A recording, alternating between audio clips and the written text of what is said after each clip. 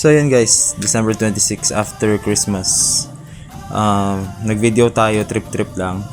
So i-bash nyo na kung gusto nyo. So first time kong mag-upload siguro nito. Practice lang tayo mag-edit. So yan, binabaybay natin yung Osmeña Highway. Going to Bicutan. Pero syempre secret na kung saan ako pumunta sa Bicutan. Dahil taga dito ako, baka hanapin nyo ako. So ayun. Update.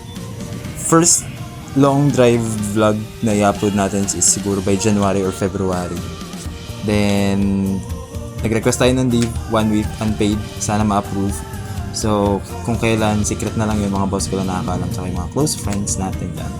So, ayun, summer ride yun dapat. Solo ride ulit. So, pag natuloy siya, third time, solo ride. Back and forth, Manila to Summer to Manila. So, kaya siya. Kaya siya ng Mio Sporty natin. Yun, so hindi nakakaalam, Mio Sporty motor natin. Pagka tinignan nyo yung mga pictures natin, mga pitik natin sa Marilaki, doon yung ma-figure out na naka-Mio Sporty lang tayo. So, 5 years na siya. Then, ayun, siya lang yung number 1 na baby ko for life. Hindi naman ako na big off.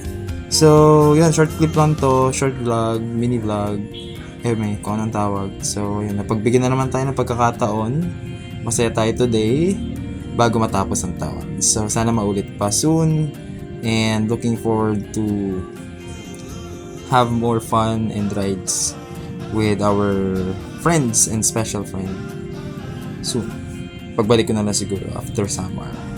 So yun guys, thank you so much, and don't forget to of course like, follow, share, tsaka subscribe sa YouTube natin, sa Facebook, and sa Instagram. So JMotovlog. So ayun. Yan, mainis na kayo sa mukha ko dyan dahil bad trip na ako dyan sa mga sasakyan na kamote at motor.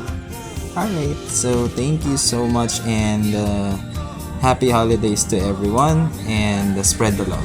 Bye!